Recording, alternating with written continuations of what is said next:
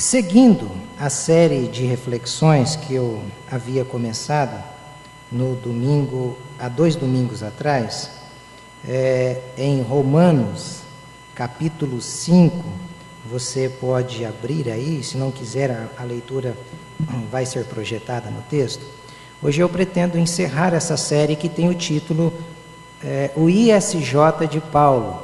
Então, nessas 3 siglas, eu tenho tentado trabalhar e falar sobre os 3 pontos do que o Paulo está falando no capítulo 5, no verso 8 e verso 9. Paulo fala sobre a ira de Deus, Paulo fala sobre o sacrifício de Cristo, e hoje, para finalizar essa série, eu pretendo falar sobre a justificação pela fé, que são os 3 pilares da teologia do Paulo aqui. Para isso, eu quero fazer a leitura com os irmãos, Romanos capítulo 5, verso 8 e verso 9.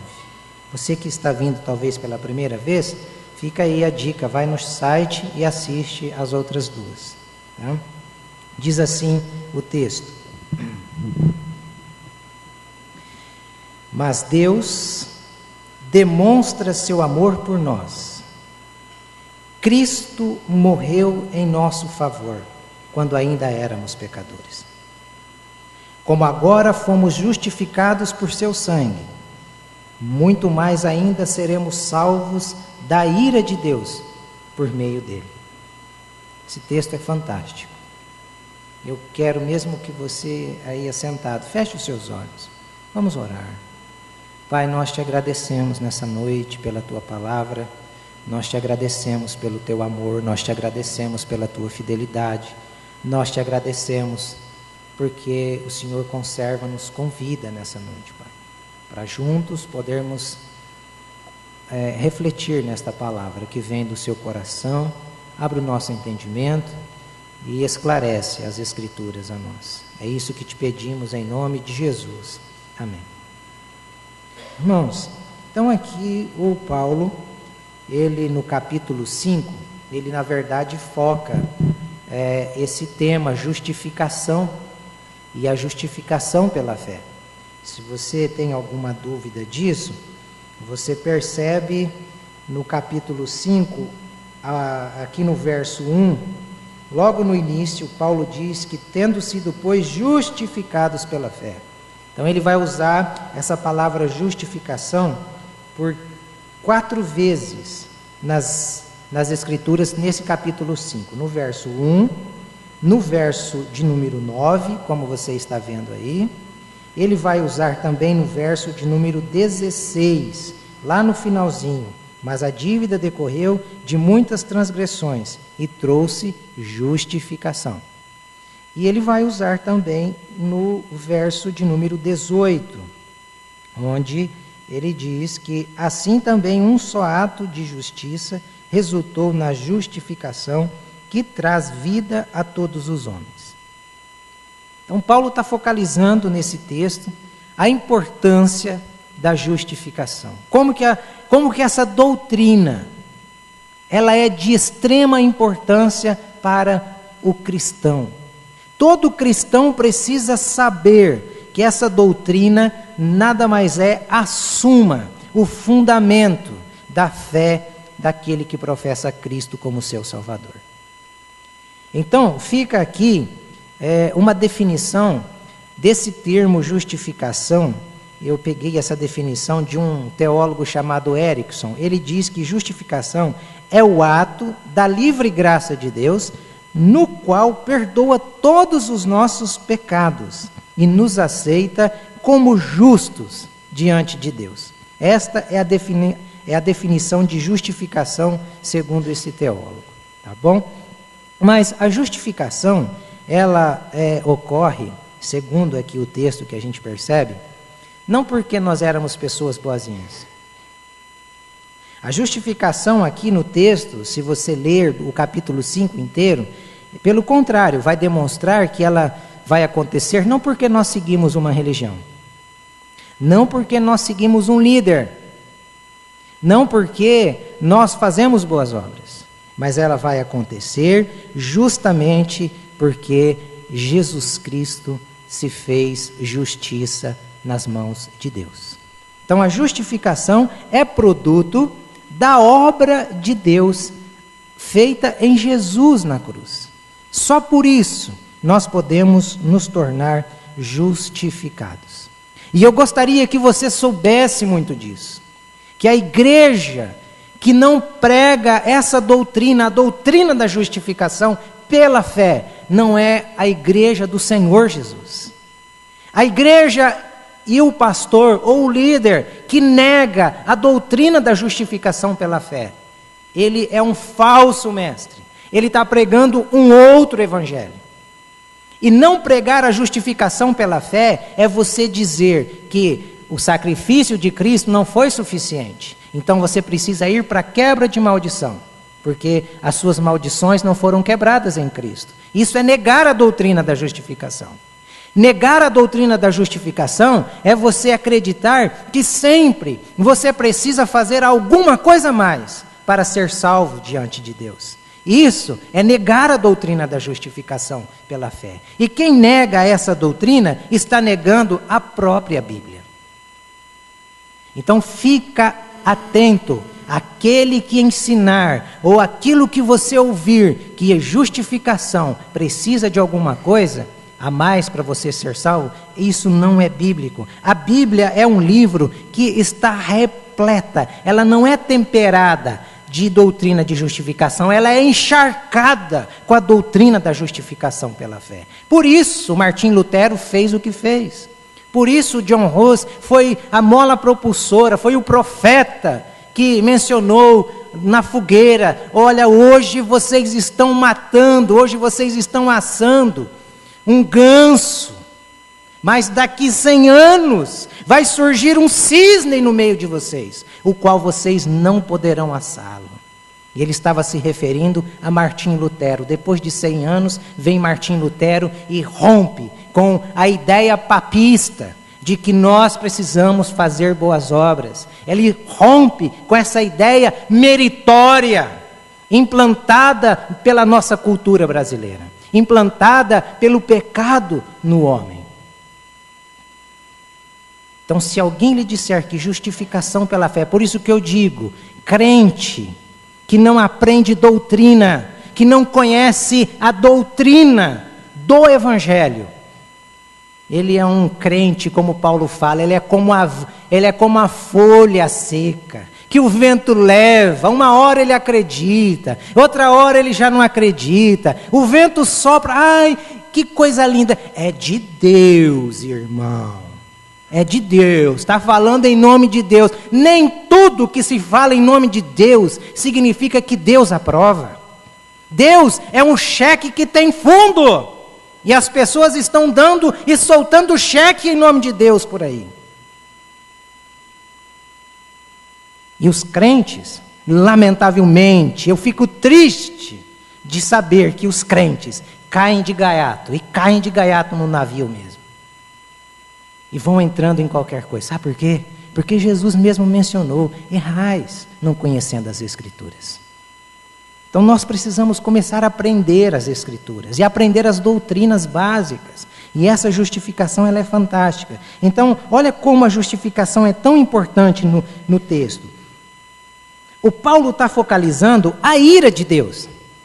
Ele está falando que Deus está irado. E foi a primeira reflexão do primeiro domingo sobre a ira de Deus. Se você quer saber, depois acesse e assista sobre a ira de Deus. Mas Paulo também mencionou que nós fomos salvos dessa ira por meio de um sacrifício, que alguém precisou morrer em nosso lugar, Cristo Jesus. Cristo foi o sacrifício. Nós aprendemos a doutrina do sacrifício vicário de Cristo. Nós aprendemos a doutrina da ira. E hoje a gente aprende que a ira, nós só escapamos da ira pelo sacrifício, e o sacrifício nos torna justos. É isso que o Paulo está falando no texto.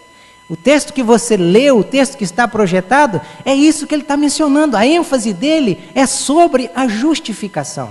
Mas ele não deixa de falar da ira, ele não deixa de falar do sacrifício. Sabe por quê, irmãos e irmãs? Porque nós não temos outro meio, outra forma para nós nos tornarmos justos diante de Deus, a não ser através de Cristo.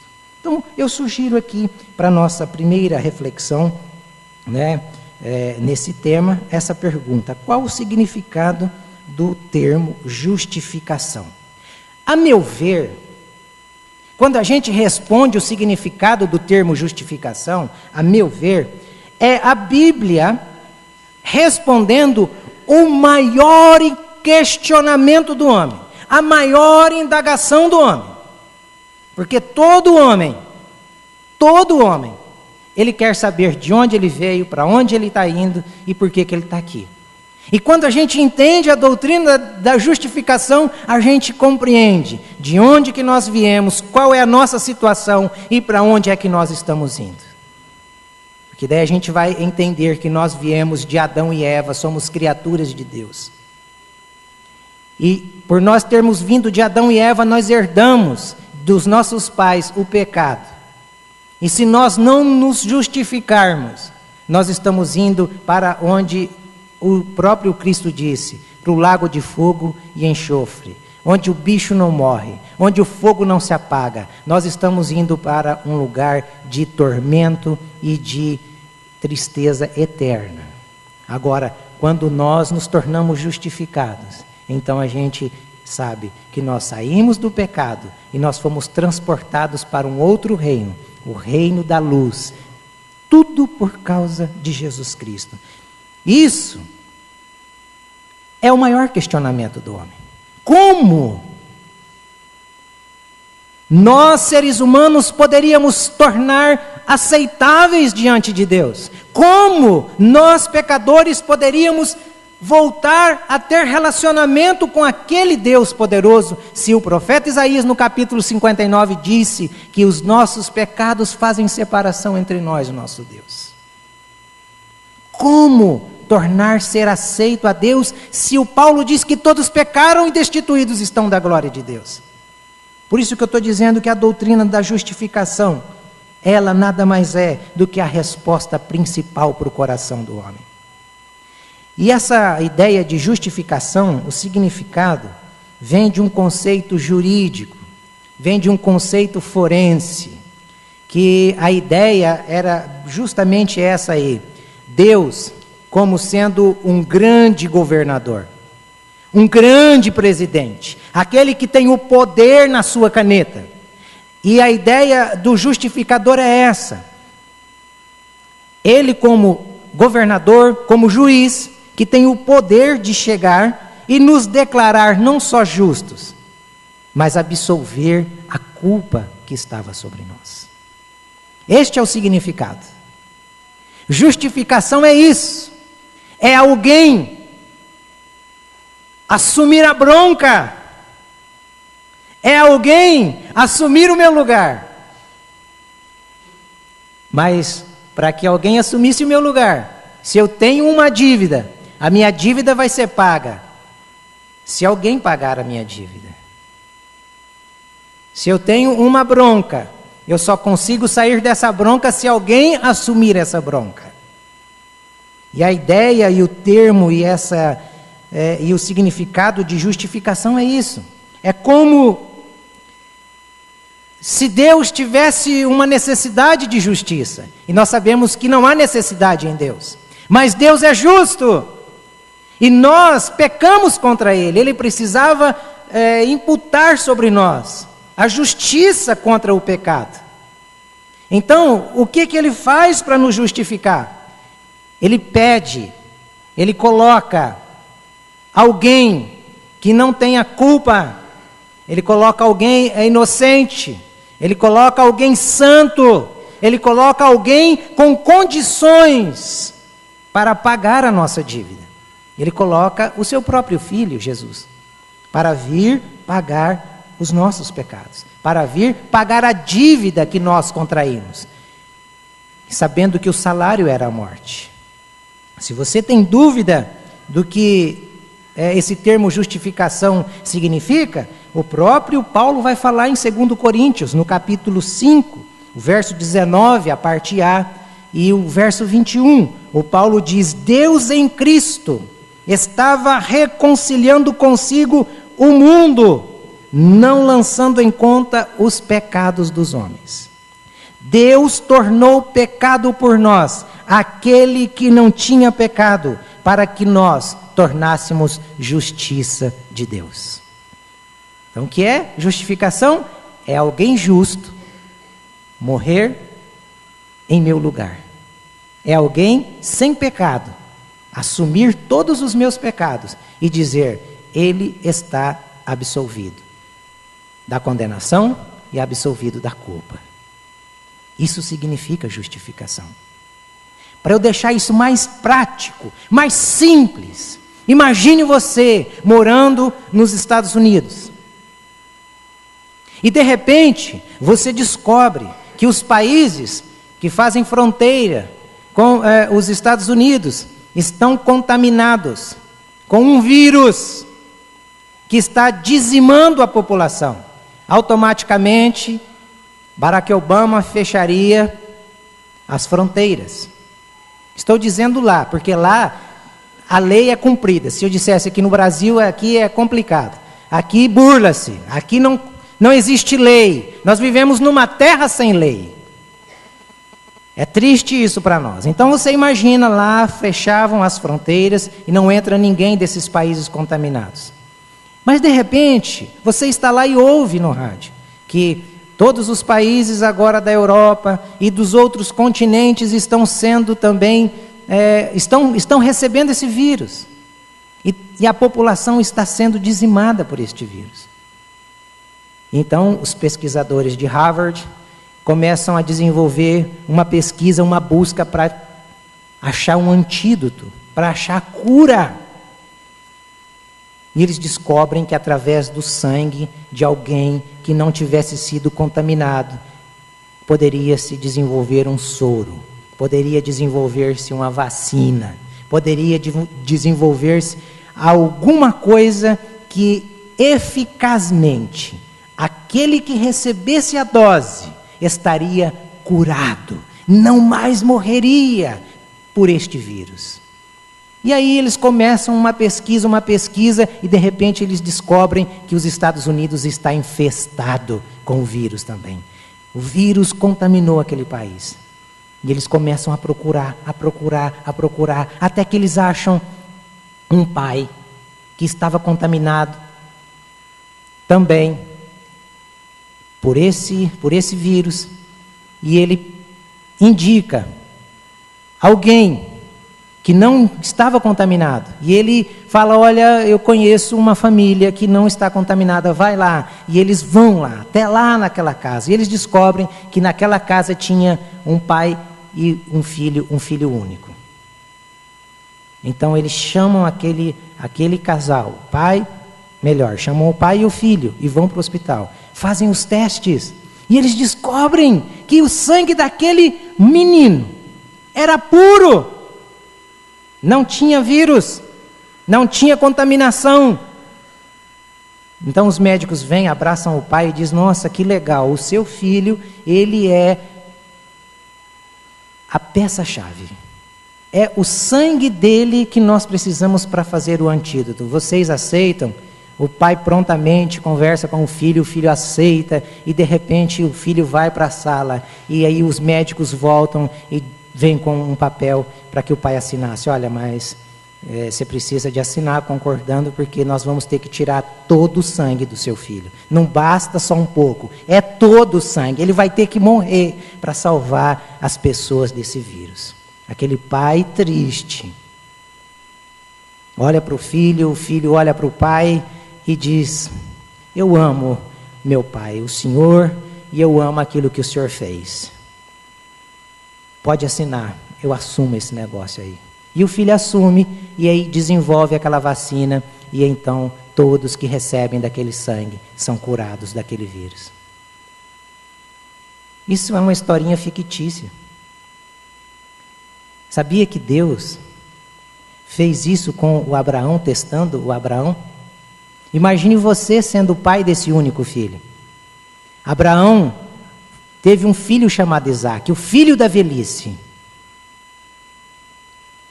E Deus chega para Abraão e diz: sacrifica o teu único filho. E Abraão vai para o monte para sacrificar o seu único filho. E vai com muita dor no coração, como qualquer pai iria. Mas quando ele chega para fazer aquilo, Deus disse: não faça isso, Abraão. Você é um homem de fé. Sabe o que Deus estava querendo fazer com Abraão? Eles eram amigos. A Bíblia diz que Abraão e Deus eram amigos. Abraão, amigo de Deus. Deus estava compartilhando com o seu melhor amigo a sensação de dar o único filho, filho único, para morrer por alguém. Justificação é isso, é Jesus Cristo aceitando essa incumbência de morrer pelos nossos pecados. Isso é justificação. Justificação é Jesus, o Filho único do Pai, o primogênito, a quem aquele o Pai tinha prazer e tem prazer. Disse: eu vou no lugar daqueles pecadores, e que os pecados deles venham sobre mim, e que a partir do que eu fizer, Pai, eles se tornem justos como justo eu sou. Isso significa justificação. Então, irmãos, a fonte da justificação, quando você olha para o verso 1 do capítulo 5, é a graça de Deus.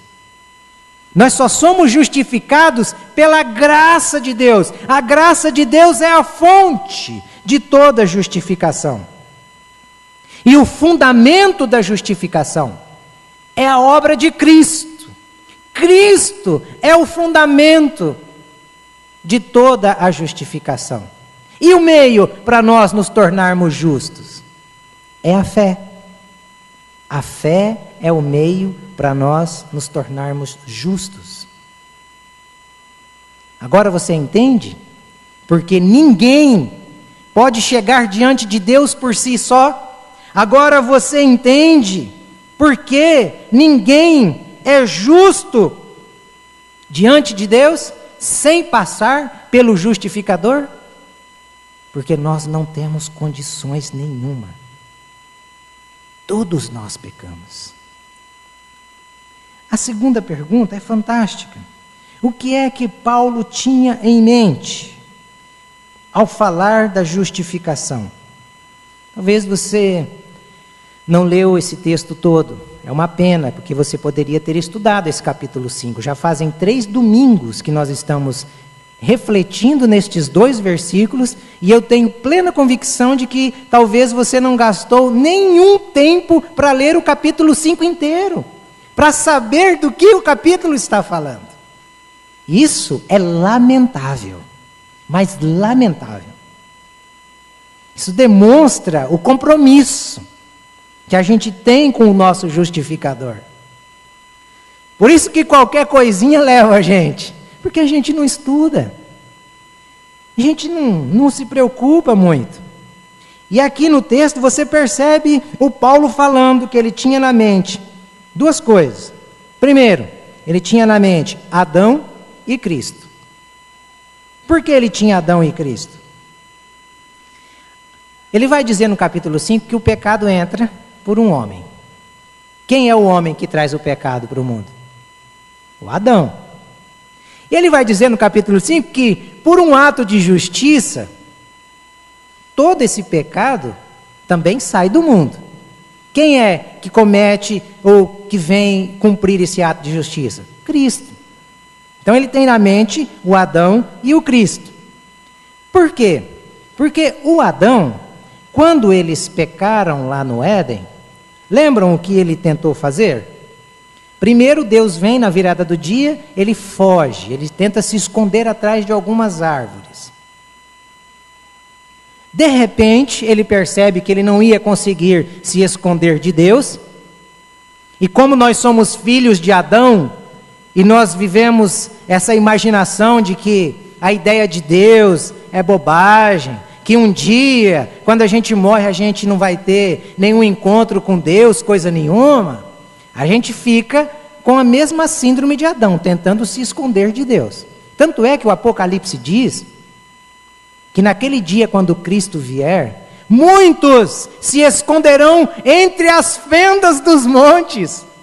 para que eles não vejam que aquilo que a Bíblia dizia era verdade, e que o sangue daquele homem não caia sobre eles.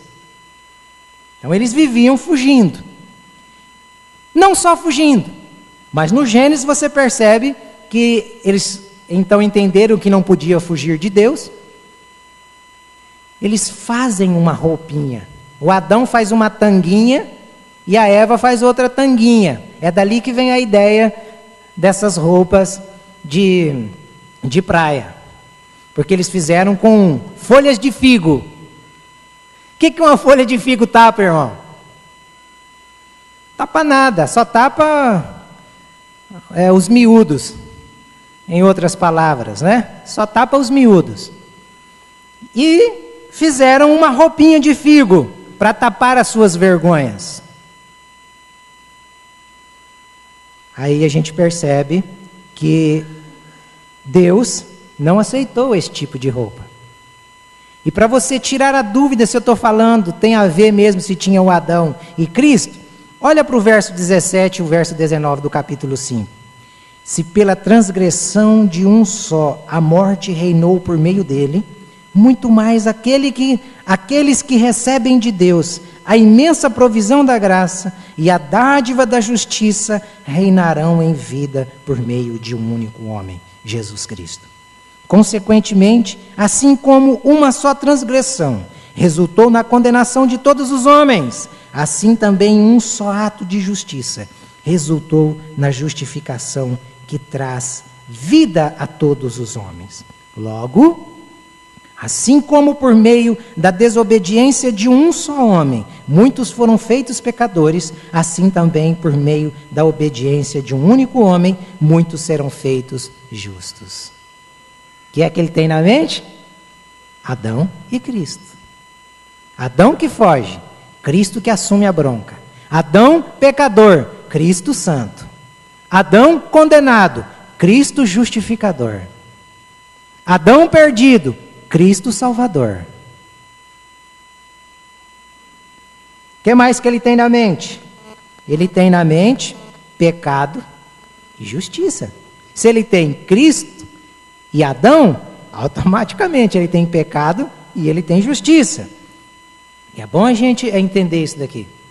Porque quando o Adão e a Eva se viram nus, então fizeram aquela roupinha, Deus disse: não é desta forma que vocês vão comparecer diante de mim. Vocês não vão esconder a vergonha que o pecado causou na vida de vocês, com roupas, ou com coisas ou obras das mãos de vocês. Eu não aceito. Então, Gênesis capítulo 3, verso 21, você vê Deus matando, sacrificando um bichinho, porque normalmente foi um cordeiro, para partir da pele daquele cordeiro, Deus colocar a roupa em Adão e Eva, e justificá-los diante deles. Só que o pecado, mesmo nós sendo justificados, Deus não nos livrou da consequência dele. Por isso a morte reina. Por isso, crentão, por mais crentão que você seja, você pode morrer doente. E não significa falta de fé, não. É consequência do pecado do Adão e da Eva. Por isso, crentona, você sofre dores. E ele disse que as mulheres, ele multiplicaria as dores na vida das mulheres. Por isso, ele disse que o homem sofreria para trazer o alimento para sua casa. Pensa que o trabalho lá no Éden era como fora do Éden? Não, senhores. O trabalho do Éden era ficar dando nome para bichinho, era cuidar do jardim, não tinha hora extra, não tinha patrão chato, não tinha funcionário pilantra. Lá no Éden tudo era bom. Lá no Éden tudo era perfeito. Aí você vem para a igreja, você vem para a fé, e você acha assim: agora eu estou justificado dos meus pecados em Jesus. E aí você quer viver a vida do velho Adão, achando que não virá consequências drásticas sobre o seu pecado? Você e eu, se vivermos assim, estamos redondamente enganados. Pecou, a gente vai e pede perdão ao Senhor, mas pode esperar que a rebordósia vem, pode esperar que a consequência vem, e ela vem e vem com força, ela vem para afligir a alma. Davi, quando pecou com Betseba, o que é que Deus fez para afligir a alma de Davi? Lembram? Matou o filho, né? Não estão lendo a Bíblia, né, irmãos? Estão esquecendo. Matou o filho. Mas antes de matar, o que ele... Aí Davi tenta consertar esse negócio. O que ele faz? Ele vai para o jejum. Ele vai para a barganha, que é a coisa dos filhos de Adão. Vou pagar o preço aqui agora, porque eu vou pagar o preço e Deus vai mudar. Consequência de pecado, nós vamos colher. Por isso que a justificação é uma motivação para eu viver uma vida santa. Não tem como uma pessoa dizer que ela é justificada e ela vive a vida na lama do pecado. A Bíblia é muito clara. Ela diz assim: aquele que está limpo, limpe-se cada vez mais. Aquele que está sujo, vai na igreja no domingo à noite. Só no domingo à noite tá bom. Precisa não, cara, ler Bíblia, o pastor lê para nós. Está ganhando para isso. Vamos viver a nossa vidinha aqui. Se você pensa assim, com perdão da palavra, você é um trouxa. Trouxa! Sabe quem está perdendo nisso? Eu falo isso com choro. É você, pecador. É você, crente. Que compromisso existe entre o justificado e o justificador? Que compromisso? Porque entre o justificador e o justificado, o compromisso foi até as últimas consequências. Foi até verter a última gota de sangue. Foi até ele dizer: tetelestai, está pago, está consumado.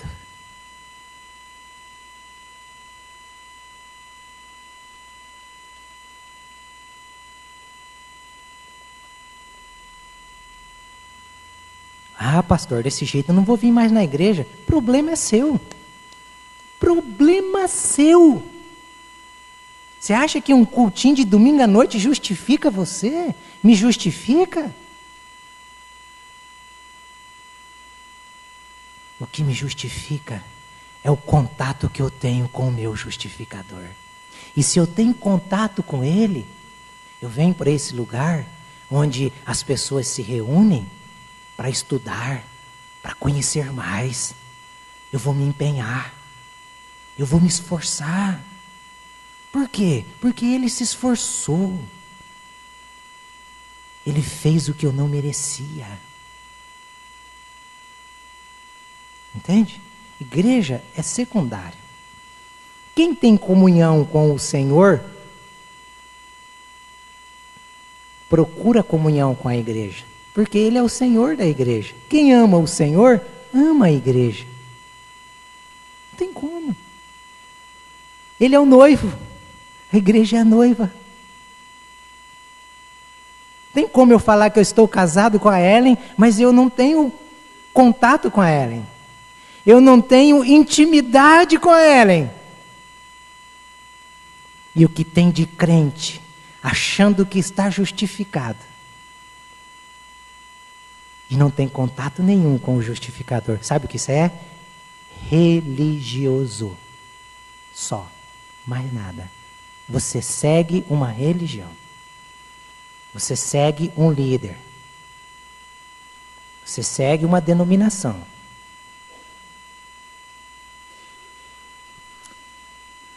Eu queria falar outras coisas para vocês, mas eu não posso. Como eu gostaria de chegar aqui e passar a mão na cabecinha de vocês, mas eu não posso. Eu tenho que compartilhar com vocês o que a Bíblia diz. Você gostando, você não gostando, é isso aqui. Tem outro caminho? Não tem outro caminho. Terceiro lugar, como nós demonstramos a nossa justificação?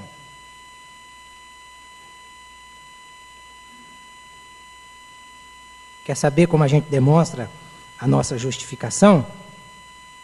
A Bíblia fala tudo que você quiser saber, ela fala tudo.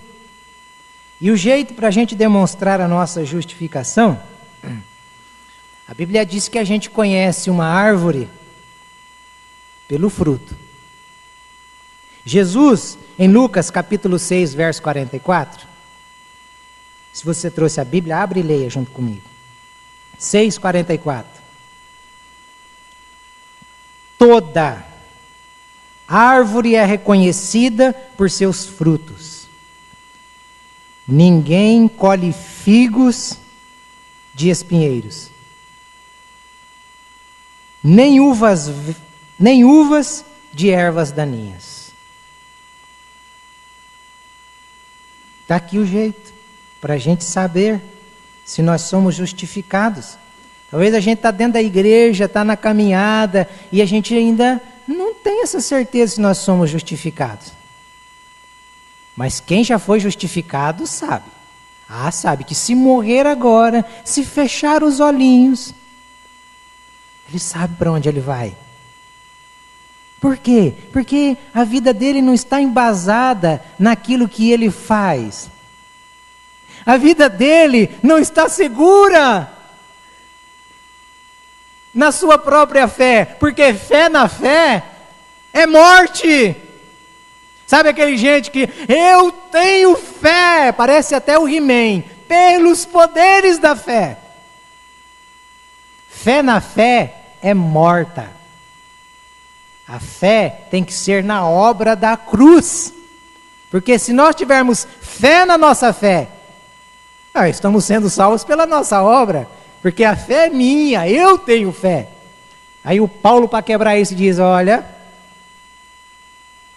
a salvação é pela graça mediante a fé, e isso não vem de vocês.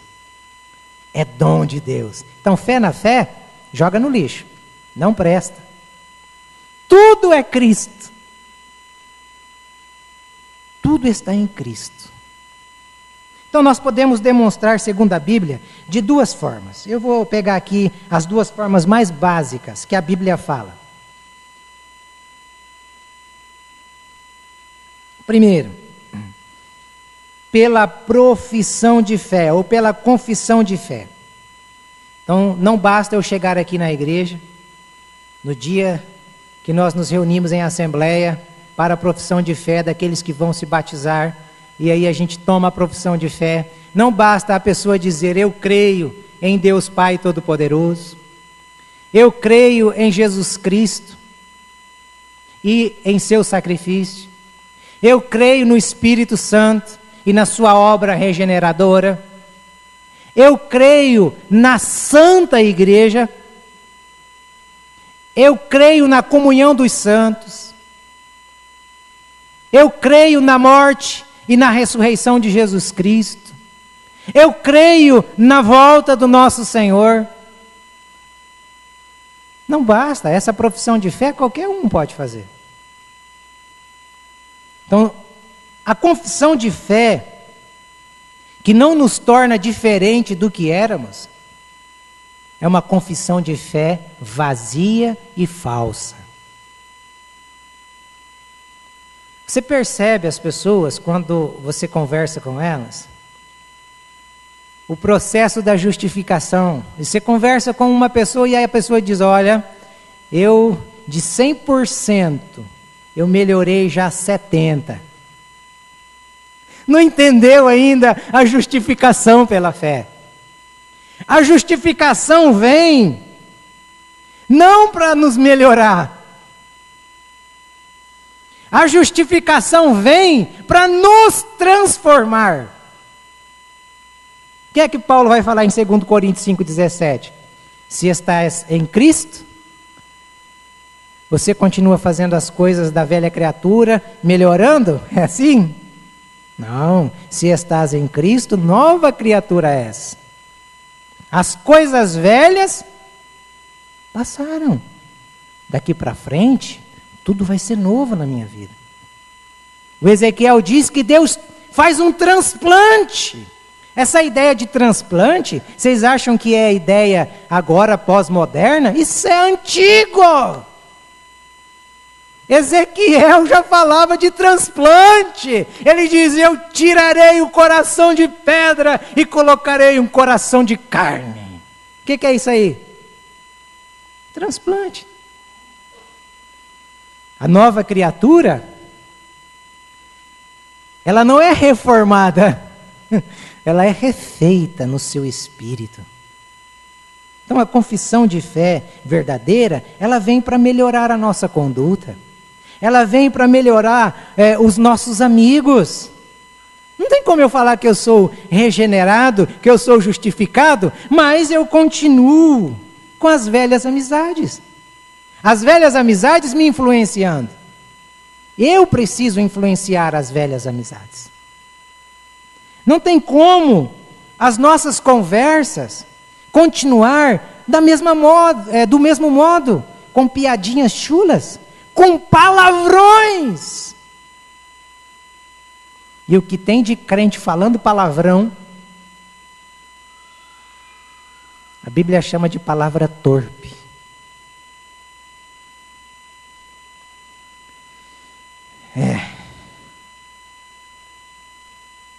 A outra forma que a gente demonstra, pelo batismo.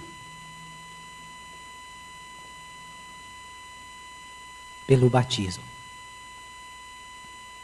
Mas sabia que o batismo pode ser um banho? Do mesmo jeito que a confissão de fé pode ser vazia, o batismo também pode ser um banho? Um banhão. E se fosse averiguar, talvez as águas das piscinas onde se batizam fica mais suja do que o Rio Grande. Mais poluída do que o Tietê.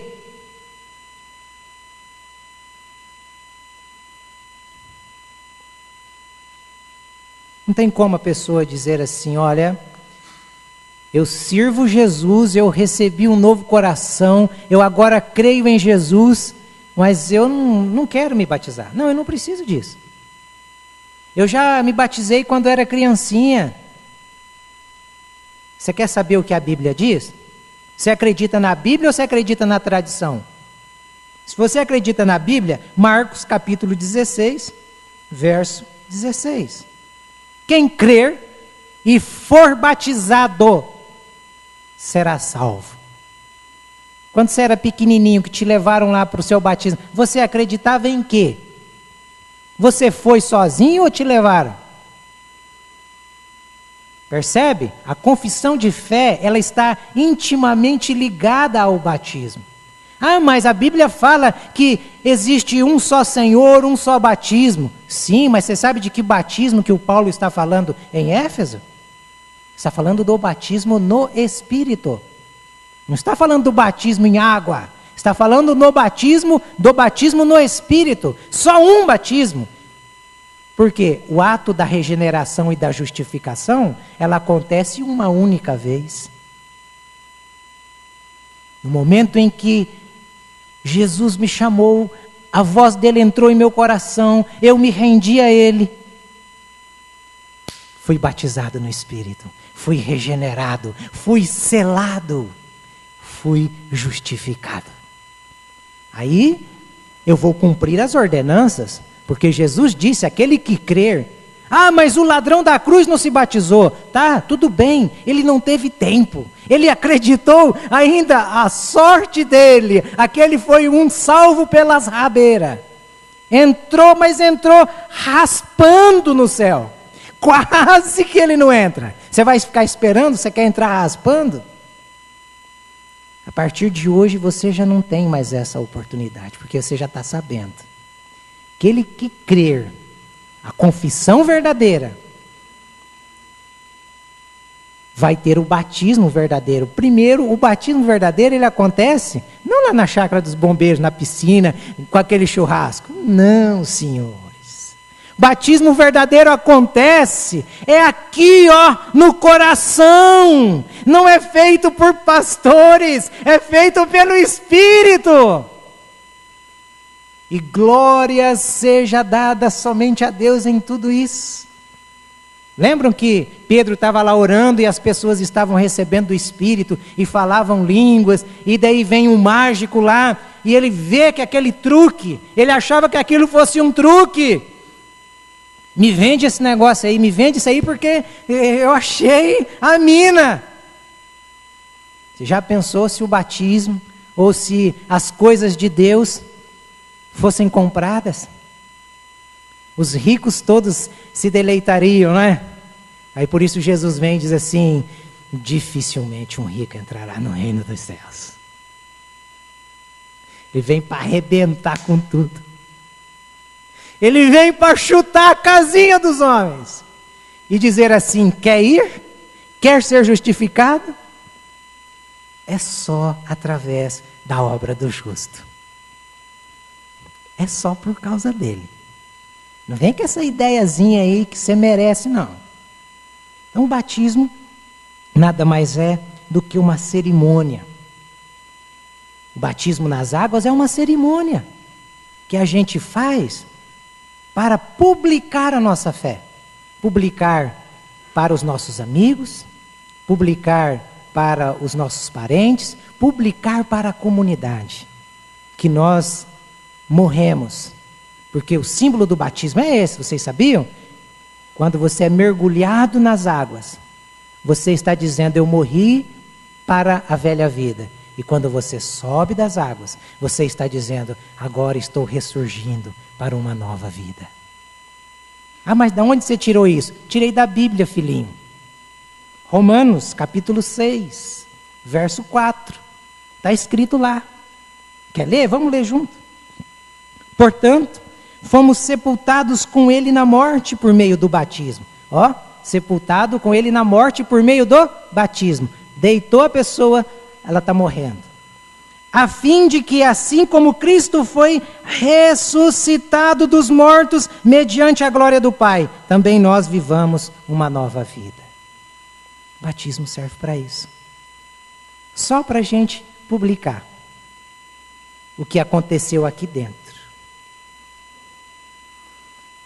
Então, se você está hoje aqui acompanhando, já tem algum tempo, ouviu, acredita, tudo isso que eu estou falando, se o Espírito está revelando isso no seu coração, porque o que eu falo é só palavra vazia, mas o que o Espírito revela para você é o que não volta vazio, é o que transforma. Então, se Ele está falando com você, e hoje você tem fé na obra de Cristo, você pode fazer, sabe o quê?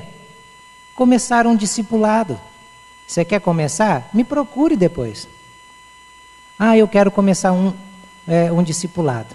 E dessa vez nós vamos fazer diferente. Todo discipulado vai ser feito na igreja. Que daí você já vai aprender a vir na igreja.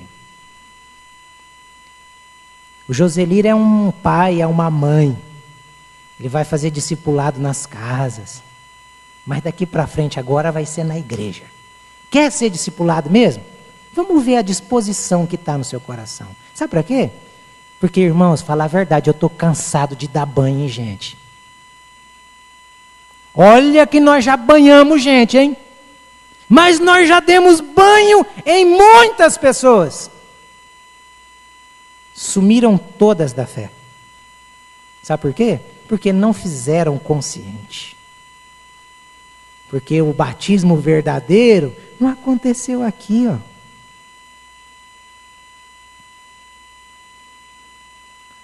Aí um dia me disseram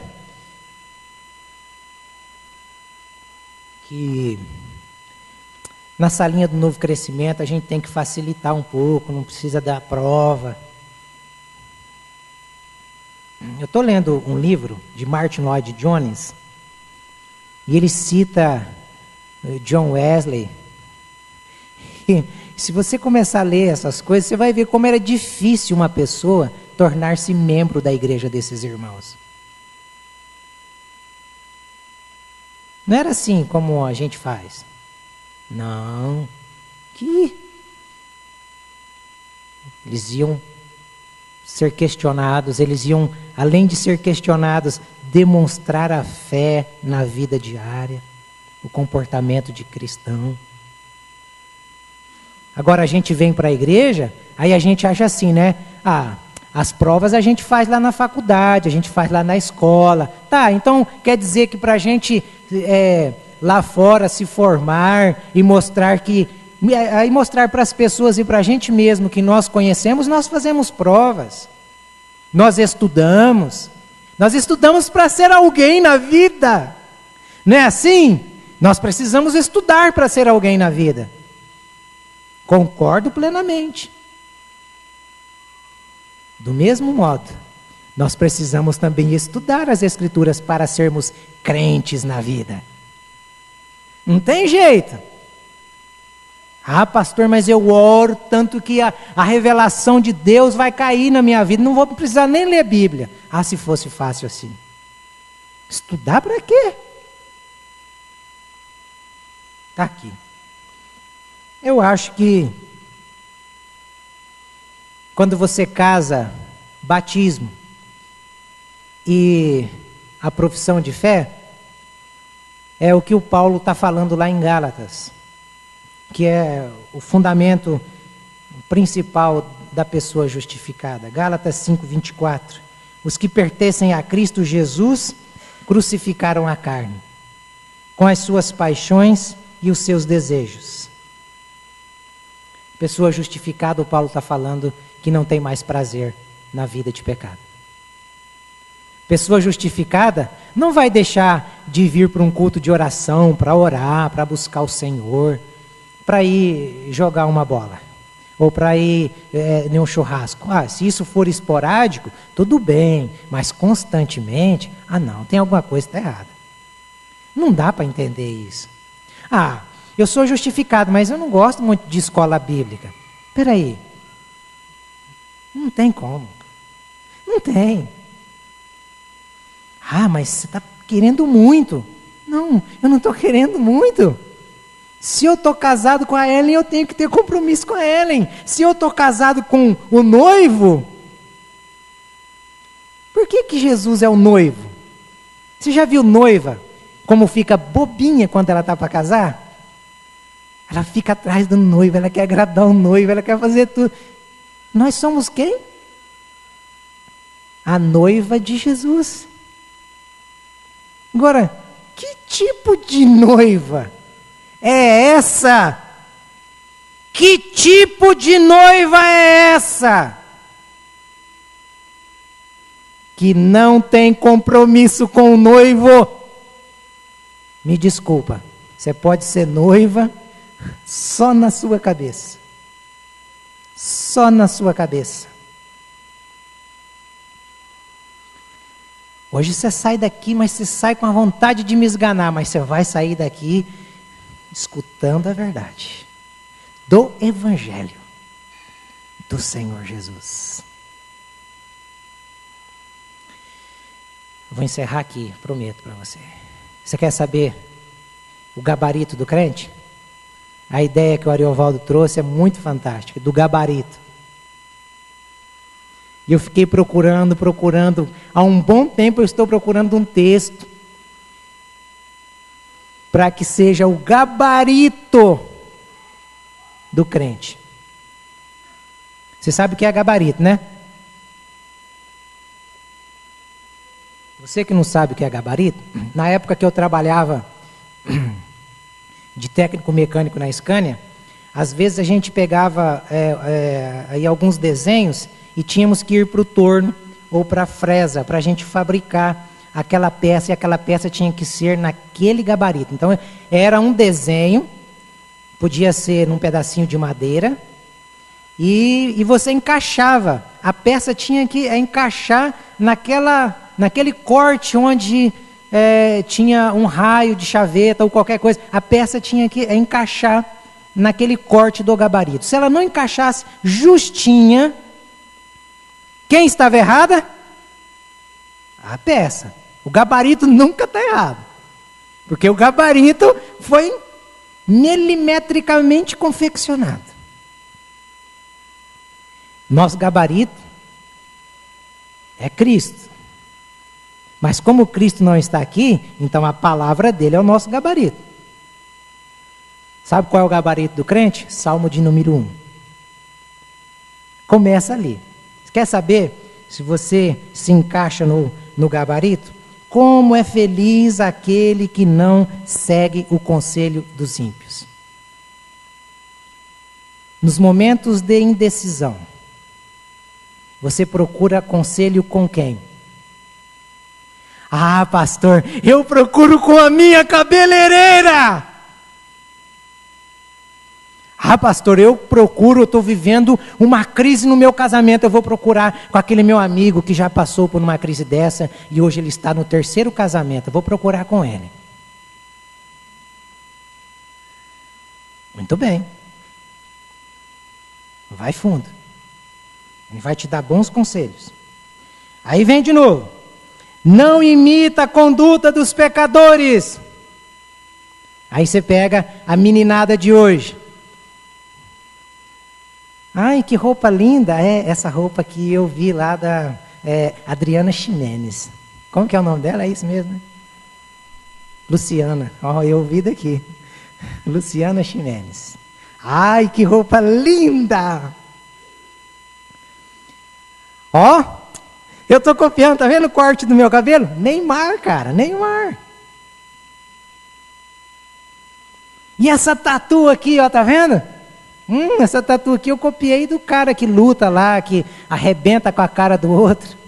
Copiei dele. Eu estou imitando ele.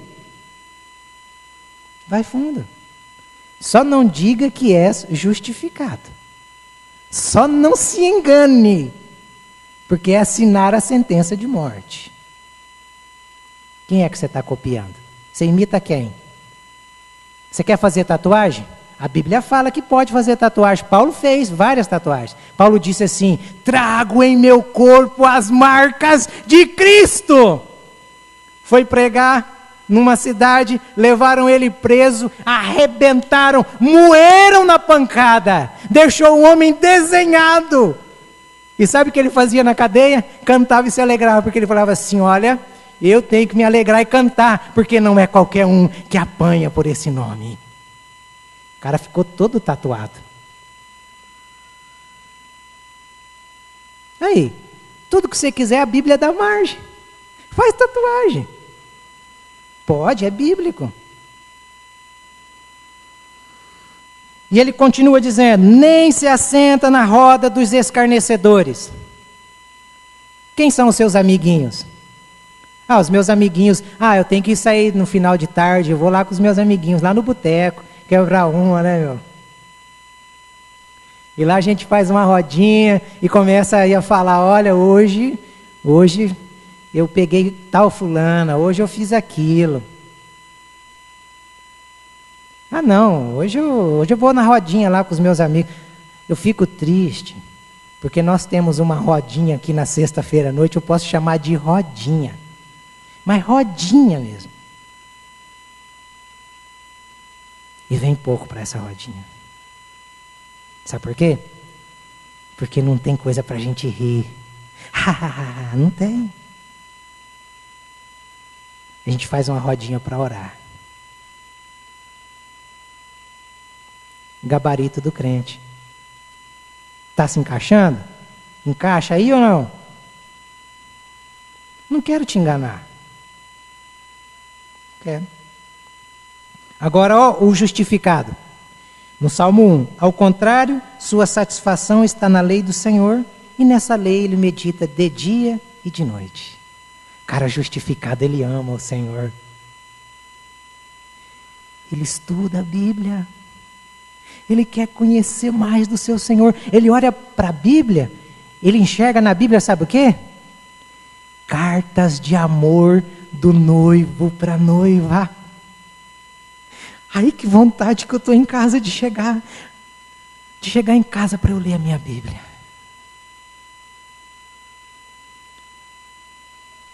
Essa é a característica da noiva apaixonada. A noiva lambona é aquela que chega e olha para a Bíblia e fala, vou mexer com isso agora não. A noiva imprudente, manchada, suja, prostituta, é aquela que não se interessa pelas cartas de amor do noivo. Chega, né, irmãos? Tá bom por aqui, né? Gostaria de ir até mais um pouco, mas eu vou parar por aqui. Só quero que você... Ai, tá pesado aqui, hein? Pesado. Os ombros. Ora por mim bastante, mas muito mesmo, tá? Mas fica esse videozinho aqui para você. Incrível graça é amor que não tem fim. O meu lugar tomou, levou a minha cruz. Ele salvará o seu povo dos pecados deles. Mateus 1:21. Muitas pessoas, perguntadas sobre o que elas entendem por salvação, responderão: significa ser salvo do inferno e levado ao céu. É verdade que o Senhor Jesus redime todo o seu povo da ira por vir. Ele os salva da terrível condenação que o pecado deles lhes trouxe. Mas o triunfo do Senhor Jesus é muito mais completo do que apenas isto. Ele salva o seu povo dos pecados deles. Quando Cristo realiza a obra de salvação, ele expulsa Satanás do seu trono e nunca mais o deixará ser Senhor. Nenhum homem é um verdadeiro cristão se o pecado ainda reina em seu corpo mortal. O pecado estará em nós, ele nunca será completamente removido até que nosso espírito entre na glória. No entanto, o pecado nunca terá domínio. Haverá um conflito por domínio. A concupiscência lutando contra a nova lei e o novo espírito que Deus implantou em nós. Todavia, o pecado não obterá o controle, nem se tornará o Senhor absoluto de nossa natureza. Cristo será o Senhor do coração e o pecado será vencido. O leão da tribo de Judá prevalecerá e o dragão será expulso. O pecado está subjugado em você. Se a sua vida não é caracterizada por santidade, então o seu coração ainda não foi transformado. E se o seu coração ainda não foi transformado, você é uma pessoa perdida. Se o Salvador não o santificou, não o regenerou e não lhe deu ódio para com o pecado e amor pela santidade, ele ainda não fez qualquer obra de salvação em você. A graça que não torna uma pessoa melhor do que as outras é uma falsificação sem valor. Cristo não salvou seu povo nos pecados deles, e sim dos pecados deles. Sem santidade, nenhum homem verá o Senhor, como está em Hebreus 12:14. Aparte-se da injustiça todo aquele que professa o nome do Senhor, como diz Paulo em 2 Timóteo 2,19. Ele salvará o seu povo dos pecados deles. Mateus 1:21. Charles Haddon Spurgeon, 1834-1892. Incrível graça é amor que não tem fim. O meu lugar tomou.